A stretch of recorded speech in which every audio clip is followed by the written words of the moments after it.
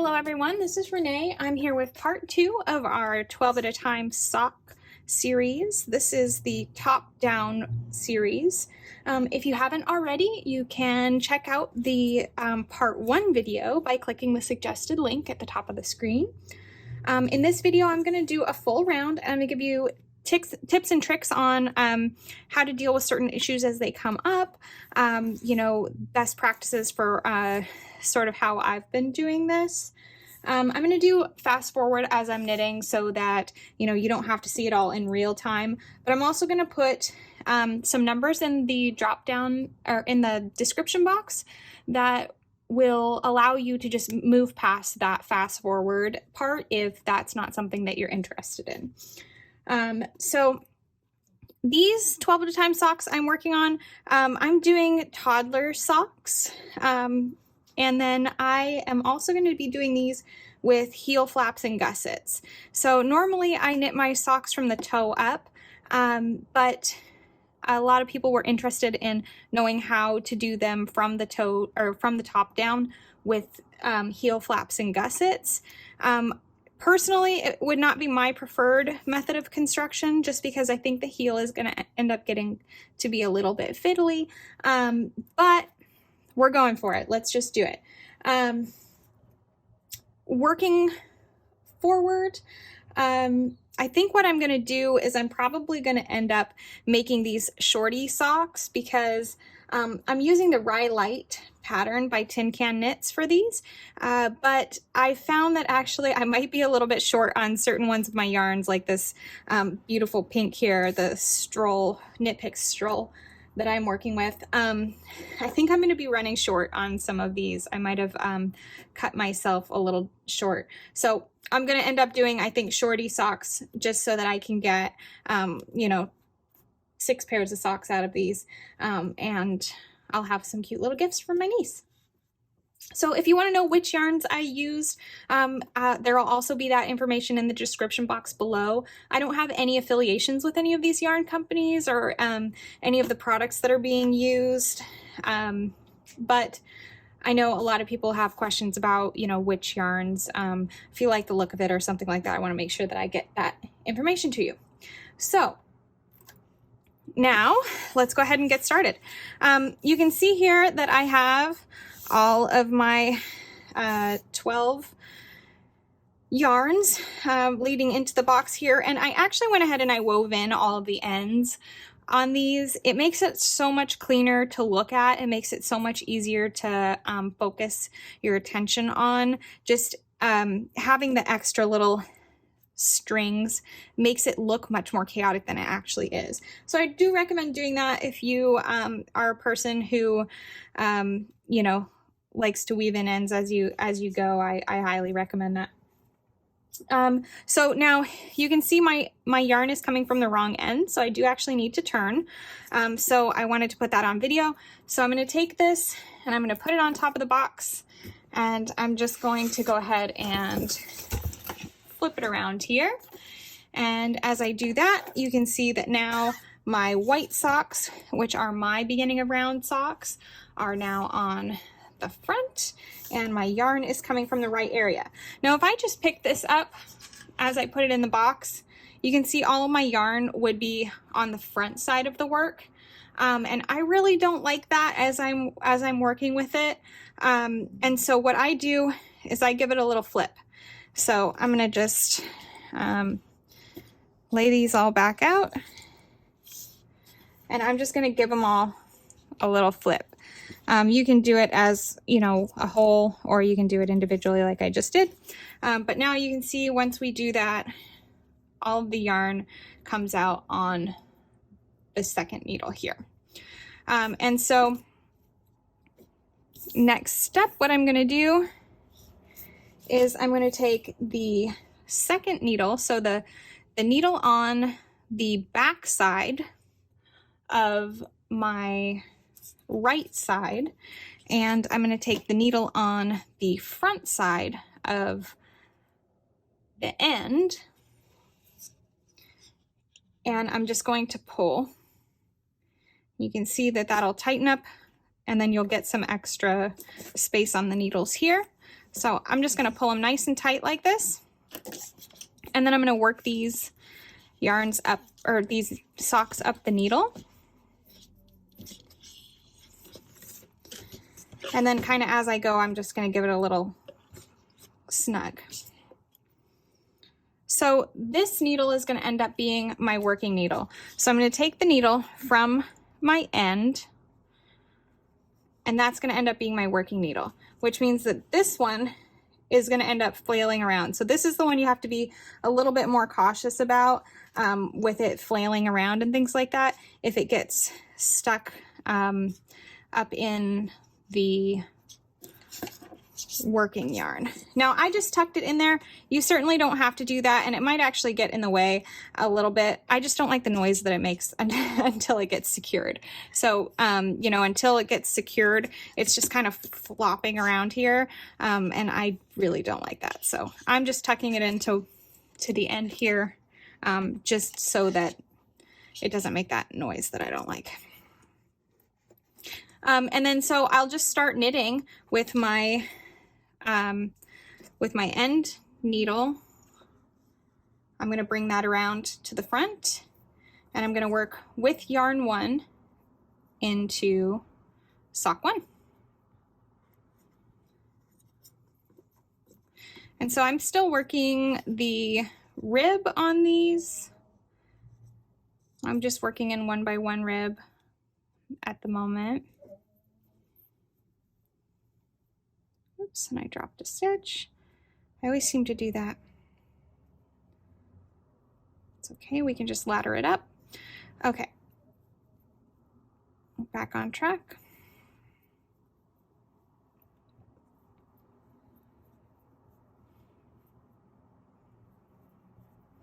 And then once I make it to my end of the sock here, I finish on a purl.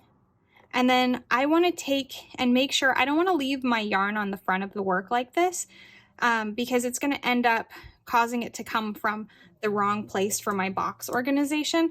So I take my yarn and I put the yarn back in the back, and then I move on to the next sock. And then, so I'll put my needle into the next stitch on the second sock, and I'll start working with my second yarn. So then we'll go ahead and work the second sock with the second yarn. And then what's going to end up happening here is I'm going to end up getting, I'm going to end up moving these socks as I'm working them. I'm going to end up moving them down the right needle. And when I do that, that's going to actually secure that needle that was flopping about. It's going to secure it so that it doesn't have that kind of movement, but it is going to, as I work them, it's going to free up the needle on the left to start doing that. So you can see here now, I'm going to go ahead and take that needle out of there.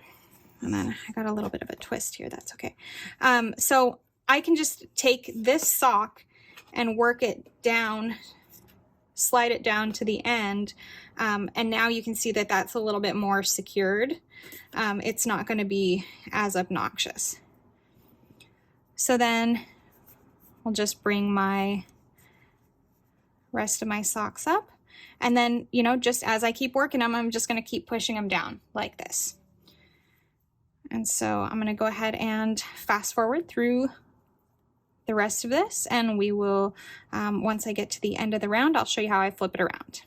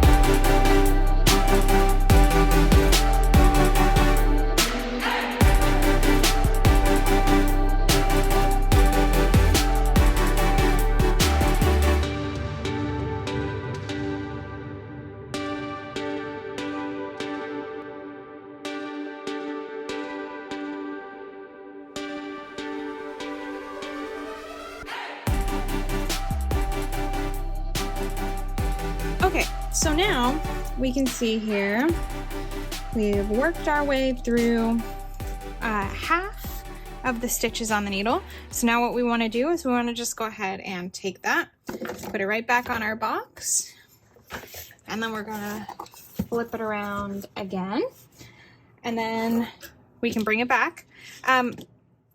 Now you can see again, we need to flip all of the socks. So I'm just going to go ahead and flip them like this. And you can see that now all of the yarns are coming from the back side where we want them to come from. And so again, I will take my needle that's on the non-working side in my left hand, or I'm sorry, my needle that is on my working side in my left hand, and my needle that is on my non-working side in my right hand. And I'm going to just pull them tight again. And be gentle with your needles when you do this. I am kind of notoriously vicious on my needles, but you know, if you don't have needles that have really good joins and things like that, you know, you could end up pulling your cable from your needle if you're not careful. So just make sure that you're, you know, doing that appropriately, and not, you know, damaging your needles in the process. And then so now what I'll do is I'm going to take, so my non-working needle, I'm going to ignore that. And you don't have to stuff those in the box or anything like that. You probably noticed that I was doing that in the fast forward version. I'm just doing that because I find the noise of this rubbing on the table to be really obnoxious to me.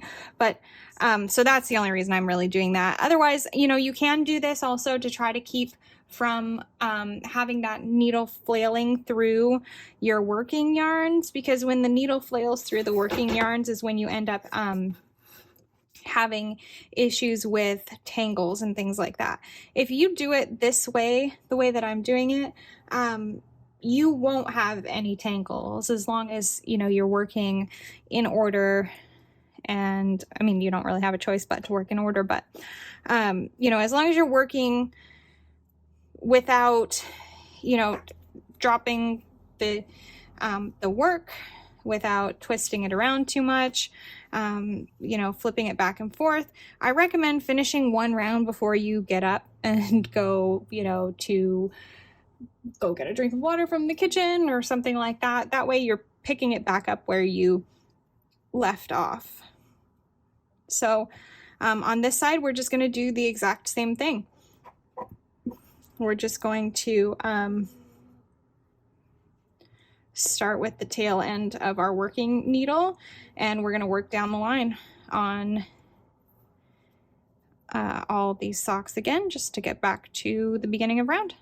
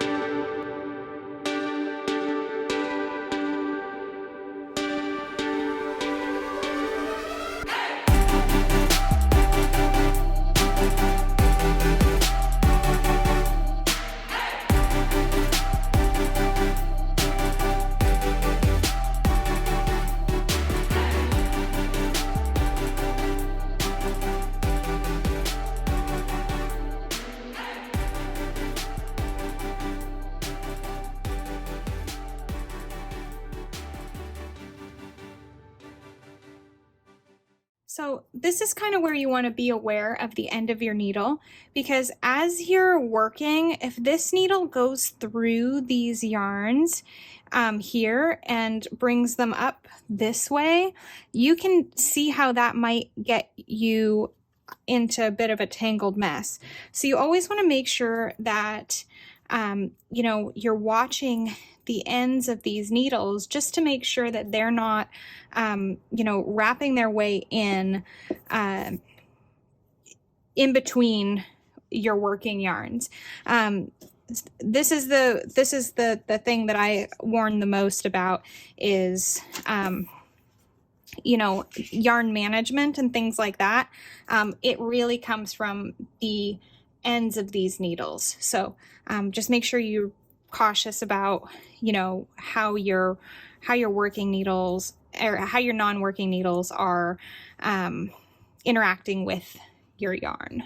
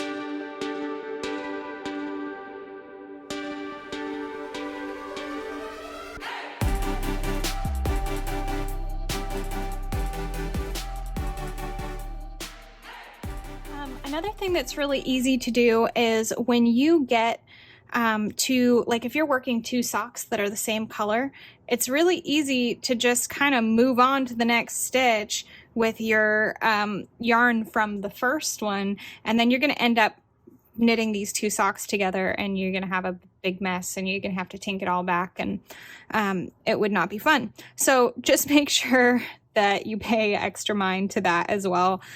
Always use the correct yarn. So that is probably my final tip for working an entire round on these 12 at a time socks from the top down. So as I make it to the end here, I think that's pretty much all I have for you as far as tips and tricks for just kind of general yarn management and things like that during the regular process of working around. And so yeah, it's really, that's really it. I mean, and if you keep doing those things the way that I've mentioned, then you will end up with you know, no tangles as you work your way through. So that